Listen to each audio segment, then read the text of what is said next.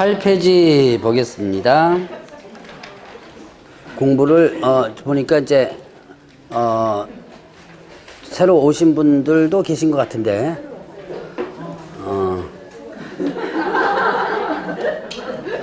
이전에 다 공부하셨던 분들 있을 것이고 이 처음 공부하시는 분들은요 이 3, 4월달 동영상을 좀 들어보셔야 돼요. 같이 따라오진 아마 못할 겁니다 아마. 자, 8페이지 보겠습니다.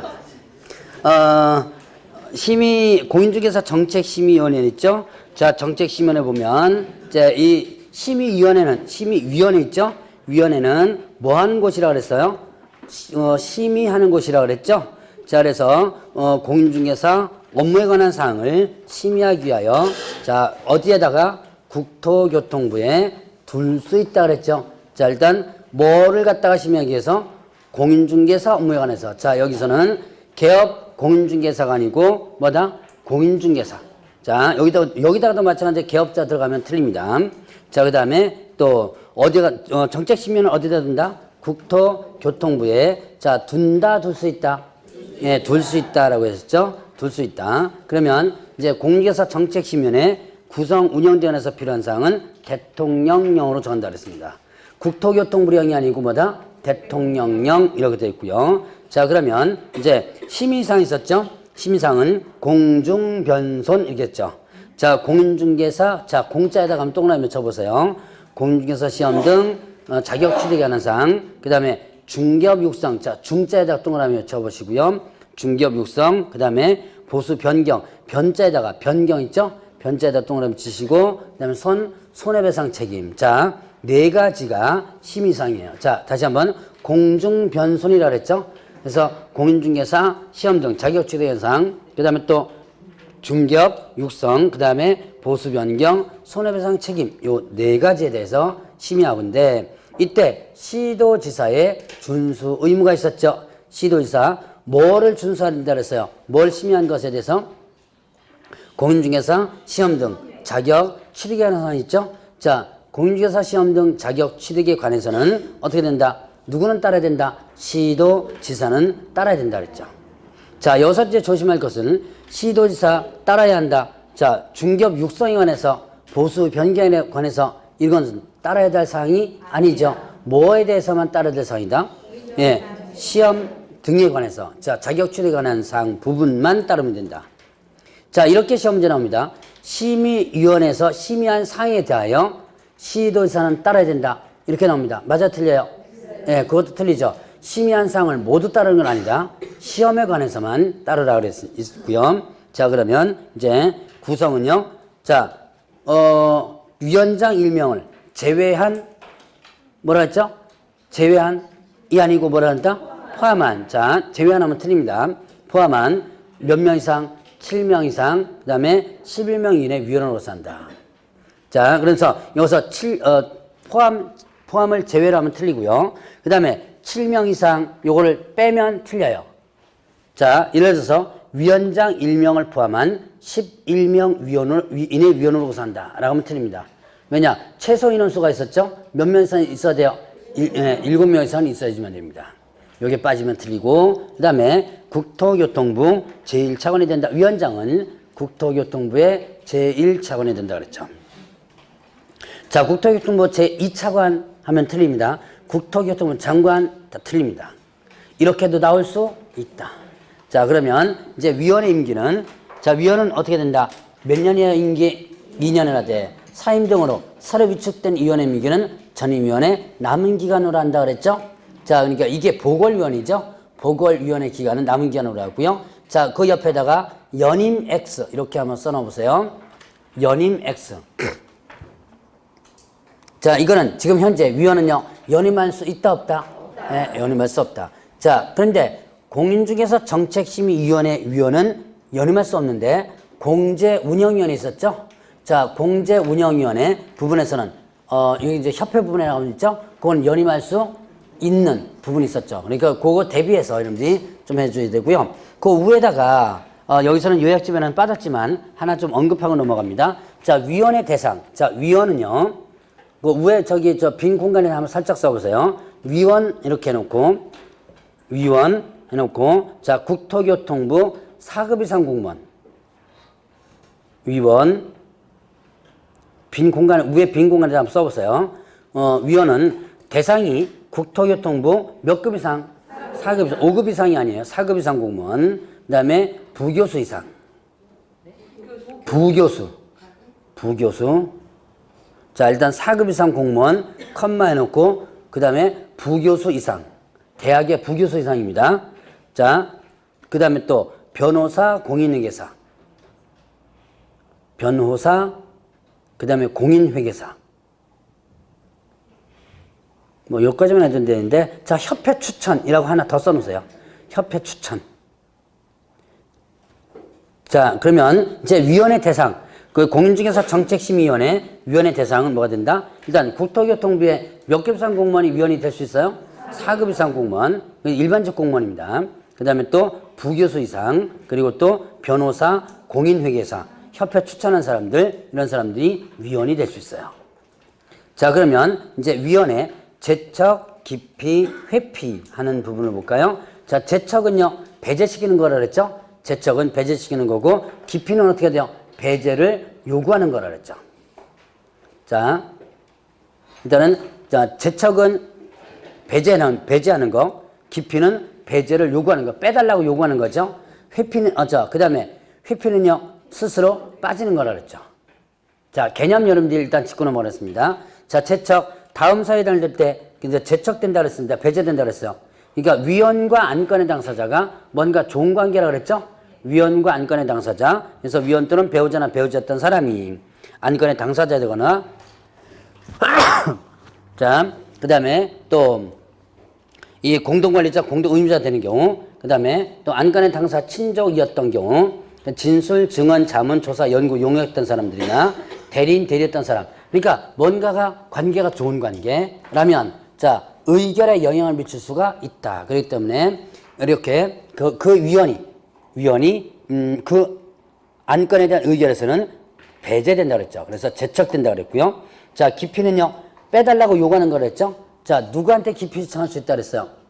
심의위원회. 자, 위원과 안건의 당사자가 관계가 안 좋을 때요.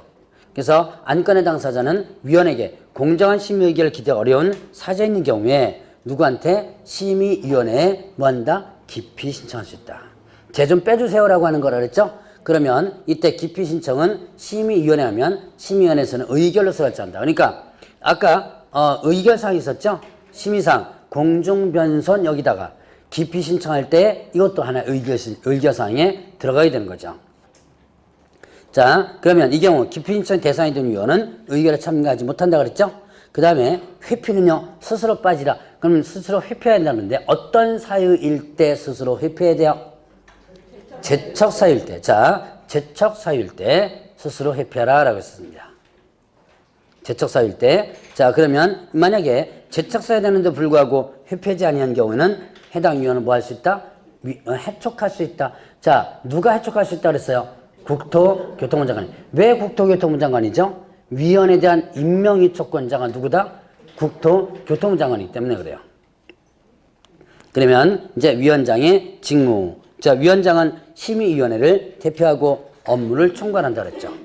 심의위원회 대표합니다. 업무 총괄해요. 그 다음에 위원장이 직무를 수행했을 때는 위원장 미리 지명한 위원이 직무를 대행한다 그랬죠. 자, 그러면 이때 여기서 업무를 수행할 수 없을 때 미리 지명한 위원이 대행한다 그랬습니다. 부위원장이 대행한다 그러면 틀리다 그랬죠. 부위원장 들어가면 틀립니다.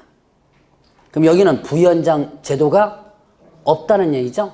자, 근데 공제운영위원회 있었죠. 공제운영위원회에서는 부위원장 제도가 있었죠. 근데 여기서는 부위원장 제도 없고 미리 지명한 위원 이렇게 되어 있습니다. 자, 그러면 또 이제 회의를 통보하게 되는데요. 회의 소집하려면 며칠 전까지 통보한다 그랬어요? 7일 전까지. 긴급한 사안일 경우는 전날까지 가능하다고 그랬고요. 전문가 의견 지수를 들을 수도 있고 간사 한 명을 두는데 간사는 국토교통부 소속 공무원 중에서 지명한다 그랬죠.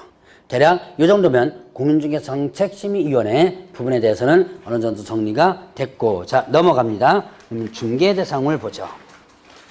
자, 중개대상물 하면, 자, 중개대상물은 뭘 중개대상물이라 한다? 예, 토지, 건축물, 그 밖에 토지정착물, 그 다음에 또 임목, 광업재단, 공장재단 있었죠. 자, 그러면 일단 보죠. 토지, 그 다음에 또 건축물, 그 밖에 토지의 정착물, 그 밖의 토지의 정착물 있었고요. 토지의 정착물, 그 다음에 또 임목 있었죠. 임목, 그 다음에 광업재단, 공장재단,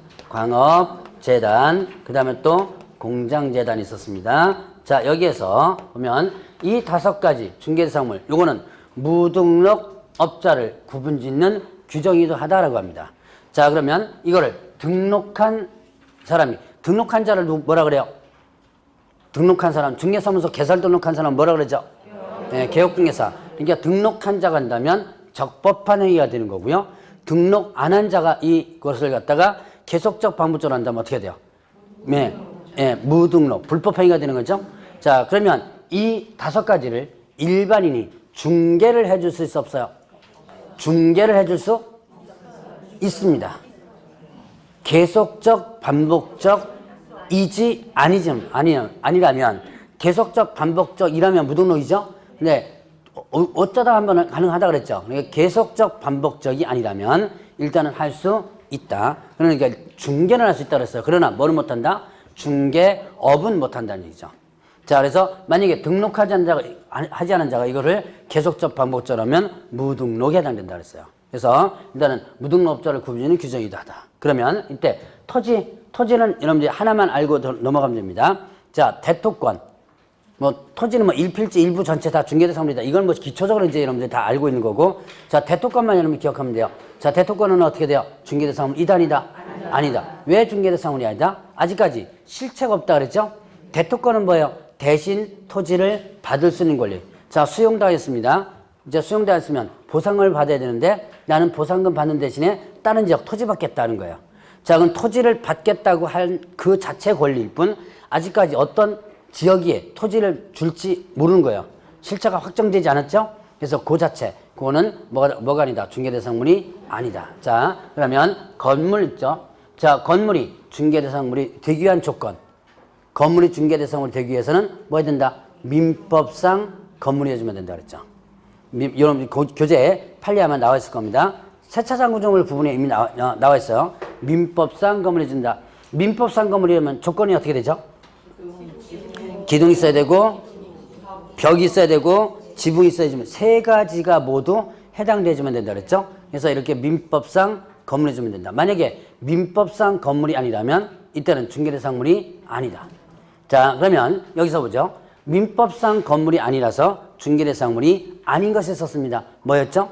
세차장 구조물. 자, 기둥은 볼트로 채워져 있고요. 세면은 천막이나 유리로 둘러쳐져 있고 지붕은 판넬로다가 얹어져 있는. 그러면 이게 어떻게 된다? 쉽게 분리철거가 가능하죠. 이거는 민법상 뭐가 아니다? 예, 건물이 아니다. 자, 그래서 이거는 뭐가 안 된다? 중개대상물이 되지 못한다. 라는 판례가 있었죠. 자, 그러면 이때 여러분들이 판례에 있는 이 세차장 구조물은 법정지상권이 인정돼야 안 돼요? 갑자기 또 법정지상권 나오니까 법정지상권 인정? 안 되죠. 법정지상권이 인정되려면 마찬가지로 민법상 건물이어야지만 됩니다. 민법상 건물 조건이 돼야지만 법정지상권이 인정되죠. 그러니까 이거는 법정지상권 인정이 안 된다. 자, 그래서 이렇게 같이 연결시켜서 한번 생각하시면 돼요. 자, 그러면 일단은 이런 세차장 구조물과 관련된 부분을 한번 구분해봤고, 그러면 이제 여기에서 자, 기둥도 없고 벽도 없고 아무것도 없는데도 뭐가 된다? 중개대상물에 해당된다. 이걸 뭐라 하냐면 장래 건축 예정인 건물이라고 그래요. 자, 이건 뭐죠? 분양권. 분양계약 체결된 분양권은 어떻게 된다? 분양계약 체결된 분양권은 중개대상물 이다 아니다? 이다. 그래서 분양계약 체결된 분양권은 중개대상물이다. 그런데 자, 여기에서 이제 입주권이 있었죠. 입주권이 2가지가 있다 그랬습니다. 당첨권이 있었고요. 자, 당첨권이 있었고, 그 다음에 또, 자, 도정법상에 뭐 있었어요?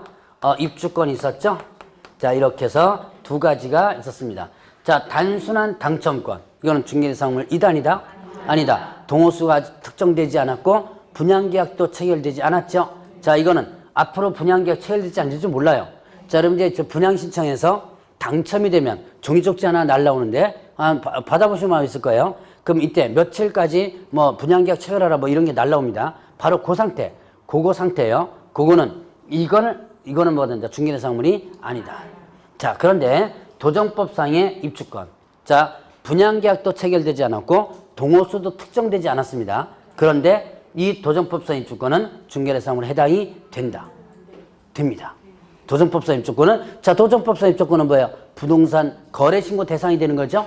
자, 분양계약도 체결되지 않았어요. 그 다음에 또 동호수도 특정되지도 않은데 이건 왜 중개대상물이 되느냐? 이미 들어갈 것이 확정되어 있는 상태죠. 자, 동호수 추첨이라든가 분양계약은 하나의 형식적 절차에 불과한 거고 이미 확정되어 있는 상태다. 자, 그러면 이거 뭐예요? 자, 여러분들이 재개발 지역이 있었죠? 재건축 재개발 지역. 여기 보니까 이게 재개발 들어가는 것 같은데 저 건너편에. 자, 내가 지금 여기에 집 한 채를 가지고 있는데 이거를 헐고 여기다가 뭐 져요? 지금 아파트를 짓죠. 근데 이제 이게 이 집 가지고 있는 사람은 선택하죠. 너 보상받고 나갈래? 아니면 아파트 들어올래? 선택하죠. 자, 그럼 보상받고 나가면 이제 끝인데 아파트에 들어가겠다 그러면 이게 뭐예요? 소위 말하는 조합원 분양분이죠. 자, 지금 이거는 뭘 얘기한다? 조합원 분양분을 얘기하는 거예요. 그럼 조합원 분양분은 아직까지 동호수도 특정되지 않았고 분양계약도 체결되지 않았지만 이미 들어갈 것이 어떻게 돼요? 확정되어 있는 상태죠. 자, 그래서 이거는 중개대상물에 해당이 된다. 그래서 여러분들 교재 보면 이와 관련된 판례가 두 가지가 나옵니다. 자, 거기에 그 10페이지에 주요 판례 밑에 동그라미 3번. 1번과 2번은 이미 했어요. 3번에 보면 그런 내용 있죠? 피분양자가 선정되거나 동호수가 특정되지 않았다 하더라도 장차 예정된 동호수첨이 대상으로 정해지는 제대로 특정 피분양자에 대한 분양 목적을 확정해주는 절차에 불과하다. 그리고 당연히 보장되어서 되어 있는 상태죠. 그렇다면 이거는 뭐가 된다? 중개대상물에 해당이 된다. 그래서 그 옆 페이지에 같은 판례입니다. 같은 판례인데, 자, 전체 건축이 완료됨으로써 분양 대상이 될 세대들이 객관적으로 존재하여 목적물의 현실적인 제공 또한 가능한 상태에 이뤘다면, 그럼 결국 이건 뭐야? 조합원 분양분을 얘기하는 거죠. 그래서 이거는 중개대상물에 해당이 된다라는 부분이었죠. 그래서 그까지 여러분들 일단 같이 기억을 해보시고요.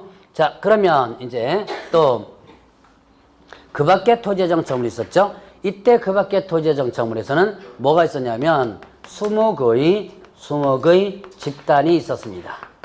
자, 근데 이 수목의 집단 요거는 일단 중개대상물 이해 아니에요? 중개대상물 이다 아니다? 일단 요것만 아닙니다. 수목의 집단 자체는 중개대상물이 아니에요. 예, 요거는 이 자체는 일단 아니다. 여기다가 뭐가 하나 붙어야지만 중개대상물이에요. 예, 명인방법이라는 것이 꼭 붙어야 돼요. 그냥 수목의 집단하면 중개대상물 아닙니다. 여기다가 뭐가 명인방법이라는 것이 꼭 붙어야지만 돼요. 자, 명인방법을 갖춘 수목의 집단 이렇게 된 거죠. 자, 그럼 명인방법을 갖췄다면 어떻게 돼요? 공시가 이루어진 거죠. 공시가 이루어진 거기 때문에 일단은 판례상 뭘로 본다? 부동산으로 보고 그 다음에 또 일단 뭡니까? 분리해서 처분할 수 있는 소유권이 생기는 거예요. 자, 그러면 이때 명의보가 갖춘 수목의 집단은 중개대상물에 해당이 된다 그랬죠. 자, 여기서 조심할 것 다시 한번. 그냥 수목의 집단은 중개대상물 아니다. 그런데 거기다가 뭘 붙는다면 명인 방법이라는 게 붙는다면 중개대상물에 해당된다라고 하는 거 기억해 놓으셔야 돼요. 자, 그러면 이제 임목광업재단, 공장재단을 보죠. 자, 임목은 어느 법에 의해서 하는 거예요? 임목에 관한 법률이 있었죠? 자, 임목에 관한 법률이 있었습니다. 자, 임목에 관한 법률에서 나무를 마는 거 등기하는 거라 그랬죠. 자, 여기에 산에 있는 나무 수종 수량 불문한다 그랬습니다. 일필지 전체 일부 불문한다 그랬습니다. 전체도 되고 일부도 되고요. 자, 그러면 이렇게 나무를 등기하기 위한 조건이 있습니다. 나무를 등기하기 위해서는 기본적으로 뭐 해줘야 돼요? 시군에 가서 시군에 있는 임목 등록 원부라는 것이 있죠. 자, 임목 등록 원부. 자, 임목 등록 원부에 뭐 하고 나서 등록을 하고 나서 그 등록된 임목을 뭐 한다? 등기를 하는 거예요. 자, 임목 등록 원부에 등록된 것에 한정하여 등기할 수 있습니다. 등기하려면 여기다 등록을 해줘야 돼요. 자, 그러면 등기는 어느 법에 있다? 등기 절차는 임목에 관한 법률에 있습니다. 그래서 이거는 등기에 있어서 특별법이에요. 등기와 관련된 부분에서. 그래서 임목에 관한 법률에서 등기 절차가 나와 있는데 여기서 관련 규정이 없을 때는 뭐를 준용한다? 부동산 등기법을 준용해야 됩니다. 그러니까 임목에 관한 법률에 있는 내용이 없다라고 한다면 나머지는 부동산 등기법을 준용해야 된다. 이렇게 등기를 하게 된다면 어떻게 돼요? 등기를 하게 되면 임목이라는 하나의 물건이 생기고 여기에 무슨 권리가 생긴다? 소유권이 생기죠. 자, 그럼 소유권이 어떻게 생기는 거예요? 위에 나무에도 생기고 밑에 뭐가 있어요? 예, 땅에도 소유권이 있죠. 나무와 그 다음에 땅에 모두 뭐가 생긴다? 소유권이 생기죠. 그러니까 이걸 분리해서 처분할 수 있어 없어요? 있죠. 여기도 소유권 생기고 여기도 소유권 있죠. 그러니까 이걸 임목과 토지를 분리해서 처분할 수 있다. 자, 그럼 이렇게 토지 소유자와 임목 소유자가 달라집니다. 그러면 이때 여기에 뭐가 설정된 것으로 본다? 예, 지상권을 설정한 것으로 본다. 이제 달라졌을 때 임목 소유자는 지상권을 설정한 것으로 본다. 이렇게 되죠. 자, 그러니까 여기에 법정 지상권이 성립되죠.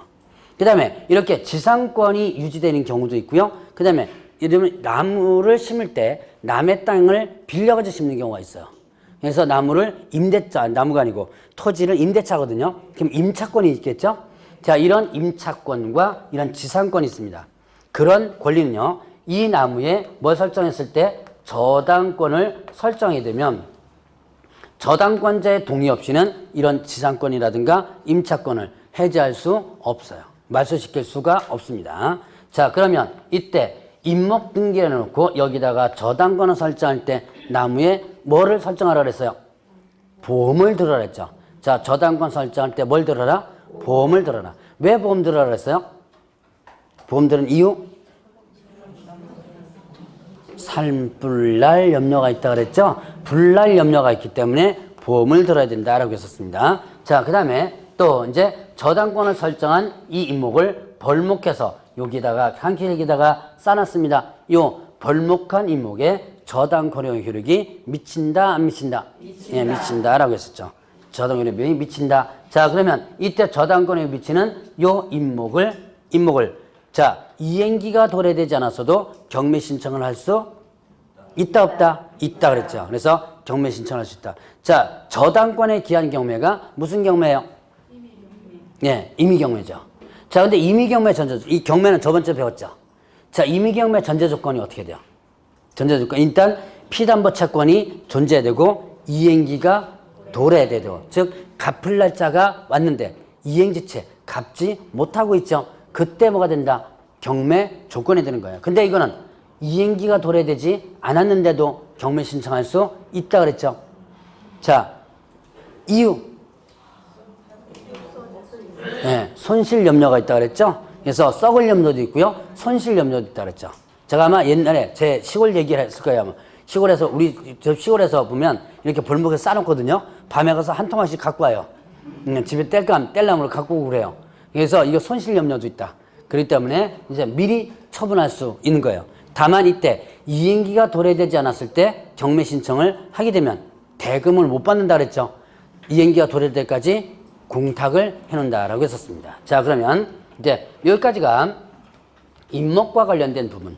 자, 일단 임목 등기를 하게 되면 어디다가 기재되냐면 토지등기부 표제부에 임목 등기 번호가 기재됩니다. 그래서 그거 참고적으로 일단 기억해 놓으시고요. 자, 그 다음에 이제 광업재단과 광업재단, 그 다음에 뭐가 있었죠? 공장재단이 있었죠? 공장재단. 광업재단과 공장재단이 있습니다. 이 광업재단과 공장재단은 어느 법에 의해서 공장 및 광업재단 저당법, 광업재단 저당법이 있었죠? 저당법. 자, 공장 및 광업재단 저당법. 이 법 이름에 뭐가 있다? 여러분들 법 이름 다 있죠? 요집에. 자, 저당이라는 문구가 있죠? 자, 이 광업재단, 공장재단 등기하는 이유가 뭐예요? 저당이 주목적이다. 법 이름에 나오는 것을 여러분들이 기억해 놓으라 그랬죠? 자, 광업은 광산과 관련되고 제가 공장 갖고 예를 계속 들었을 겁니다. 아마. 자, 공장 건물이 있고 밑에 공장 용지가 있죠. 그다음에 그 안에 있는 기계기구 설비들이 있겠죠. 그다음에 또 여기에 무채재산권이 있다 그랬죠. 뭐야? 지식재산권. 지식재산권이 있었습니다. 특허권, 실용신앙권, 공업소유권 뭐 이런 것들. 자, 이런 것들을 모두 묶어가지고 뭐를 만든다? 재단 목록을 만든다 그랬어요. 이 재단 목록을 만들어서 이것을 뭐 하게 된다면? 등기를 하게 된다면 이 전체가 하나의 물건이 된다 그랬죠. 그리고 뭘로 취급한다? 부동산으로 취급해야 된다. 자, 그러면 이렇게 재단 목록 만들어서 등기해놓은 이유가 뭐라 그랬어요? 이렇게 재단 등기해놓은 이유는 뭐가 목적이 된다? 저당이 주 목적이 된다 그랬죠. 자, 그래서 일단은 자, 이렇게 재단 등기해놓으면 개별적으로 처분할 수 있어 없어요? 개별적으로 처분할 수 없다 그랬죠. 개별적으로 처분할 수 없고 그 다음에 개별적으로 뭐도 못한다? 강제 집행. 개별적으로 경매도 못 들어간다 그랬죠. 자, 경매도 강제 집행도 못 들어가고 처분도 할 수 없다. 그러니까 개별적으로 압류나 가압류도 못 들어간다 그랬어요. 자, 그러면 이걸 악용하는 사례가 있었죠. 악용하는 사례가 있기 때문에 자, 이렇게 재단 등기를 놓으면 반드시 저당권을 설정하라 그랬어요. 몇 개월 이내? 네, 10개월 이내. 자, 저당권을 반드시 설정하라. 10개월 이내 저당권을 설정하라 했습니다. 만약에 10개월 이내 저당권을 설정하지 않는다면 이때는 재단 등기 효력이 어떻게 된다? 소멸된다. 자, 그래서 재단 등기, 왜 재단 등기 효력을 소멸시켜요? 악용하는 사례가 많이 있다 그랬죠. 그러니까 채무를 안 갚을 목적으로 아예 덩치 크게 했다 묶어놓는 그런 경우가 생기기 때문에 자, 재단 등기 효력을 소멸시킨다. 10개월 이내 저당권을 설정하지 않는다면. 자, 그러면 이제 이렇게 재단 등기를 하는데요. 여러 개의 공장을 한꺼번에 재단 등기할 수 있어요. 자, 여기 있는 공장, 여기 있는 공장, 여기 있는 공장을 묶어서 제가 이제 라면 공장, 농심라면 있죠 왜? 농심라면 공장이 우리나라에 한 3개인가 4개가 있어요. 가까이에는 저 안성인가에 있거든요. 안성인가에 공장 하나 있고 창원인가에 공장 하나 있고 청주인가 어딘가 저쪽에도 공장 하나 있어요. 그러니까 이렇게 라면 공장, 농심라면이라면 라면 공장을 여기 거, 여기 거, 여기 거를 모두 묶어가지고 한꺼번에 하나의 재단으로 등기를 할 수 있는 거예요.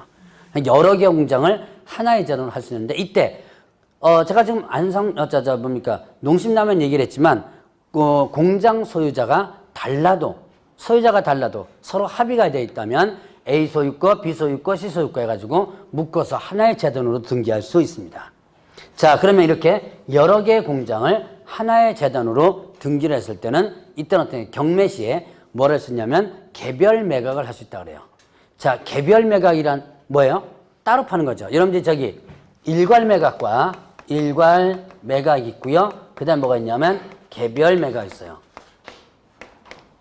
자, 일괄 매각은 한 사람에게 자, 이 세 가지를 한 사람에게 한꺼번에 파는 걸 뭐라 그런다? 일괄 매각이라고. 개별 매각은 뭐죠? 따로따로 파는 거죠. 자, 이건 이제 하나로 경매에 들어왔습니다. 그건 사건은 한 사건이에요. 한 사건인데 물건이 3개죠. 3개를 쪼개가지고 파는 거예요. 그럼 이제 이때는 물건 번호가 나옵니다. 여기 물건이 3개 나오죠. 3개 물건 번호가 나오게 돼요. 자, 그래서 개별 매각뿐만 아니라 일괄 매각뿐만 아니라 개별 매각을 할 수 있다. 자, 이런 것들이 여러분들 교재에서 나오는 부분입니다.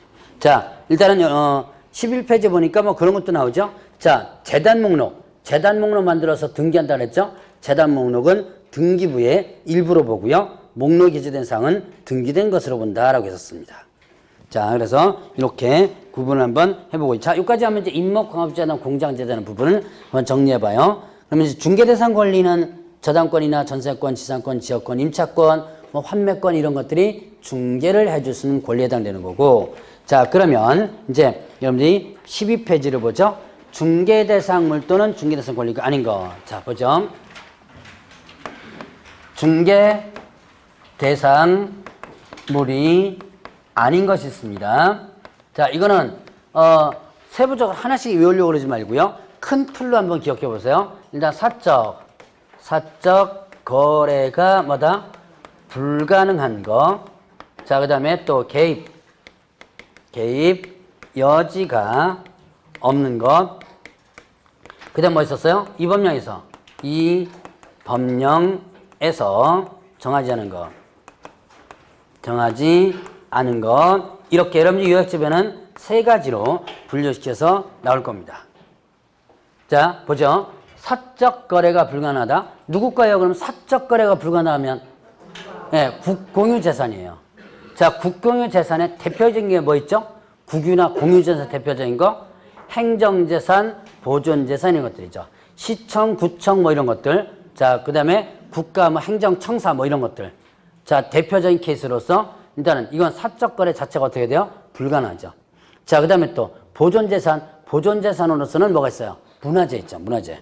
자, 여러분들이 많이 다 가봤던 뭐 창경궁, 뭐 뭡니까? 덕수궁 뭐 이런 것들.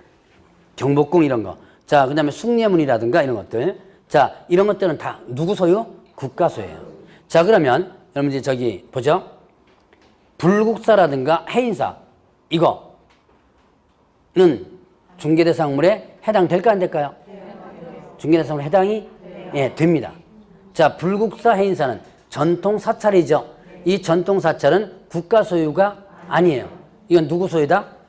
예, 종교단체 소유죠. 그래서 대신 전통 사찰이기 때문에 함부로 처분할 수 없어요. 그래서 이런 사찰을 처분하고자 할 때는 문화체육관광부 장관의 허가 받아야 돼요. 대표자의 승인서 첨부해가지고 아마 여러분들이 기본서 규제에서 잠깐 한번 배웠을 겁니다. 허가 받아야 되는 부분이 있다. 자, 그래서 허가 받으면 처분할 수 있죠. 그러니까 이거는 중개대상물 해당이 되는 거죠. 문화재라고 해가지고 다 중개대상물 못 되는 것은 아닙니다. 자, 어쨌든 이렇게 본전재산들. 자, 그 다음에 이제 국유로 귀속되는 거 있죠. 바다, 바닷가 뭐 이런 것들. 자, 바닷가가 뭐예요? 바닷가. 빈지. 예. 빈지는 이거는 일본식 표현이에요. 이 빈자가 우리나라 잘 안 쓰는 물가 빈자를 쓰는데 잘 안 쓰는 용어거든요. 그게 우리나라 말로는 바닷가가 참 좋아요. 이제 빈지는 엄밀히 말하면 사실은 호수에도 빈지가 생기죠. 예. 예, 그래서 빈지는 이제 거기까지 확장이 되는데 대부분 이제 바닷가라는 걸 많이 쓰는데 바닷가는 최대 뭐예요? 만조 위까지. 그래서 요 사이가 모른다. 쭉 바닷물이 빠졌다가 들어온 요 사이를 뭐라 그러죠? 바닷가라 그러죠. 이거 옛날에 사기 많이 쳤죠. 예, 물 빠지면 내 거고, 예, 그 다음에 물 들어가면 국가 거고. 여러분 이제 코미디언 중에서 한무라는 사람 있죠. 왜? 그 사람이 이제 텔레비전 나와서 그때 뭐 얘기를 했던 게 있어요.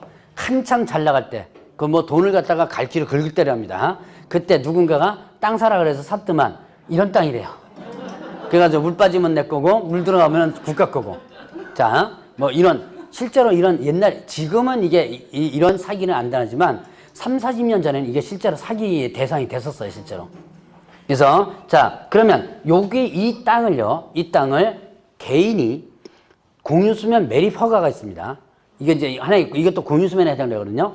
개인이 이렇게 해서 공유수면 매립 허가를 받아가지고, 허가 받아서 매립했습니다. 이거 중개대상으로 해당될까 안 될까요? 해당? 예, 됩니다. 공유수면 매립 허가를 받는 순간에 이거는 개인 땅이 돼요. 허가를 받는 순간에 이거는, 물론 이제 국가가 국책사업으로 하는 거 빼고, 개인이 매립 허가 받아서 한다면 이거는 뭐가 된다? 개인 땅이 됩니다. 그래서 이건 중개대상으로 해당된다. 자, 어쨌든 바닷가 일단은 안 되고, 그 다음에 또 하천, 그 다음에 도로. 자, 하천이나 도로 같은 건 어떻게 돼요? 자, 하천은 국유하천이 있고 공유하천이 있죠. 요즘은 이제 국가하천과 지방하천으로 이제 갈라지는데요.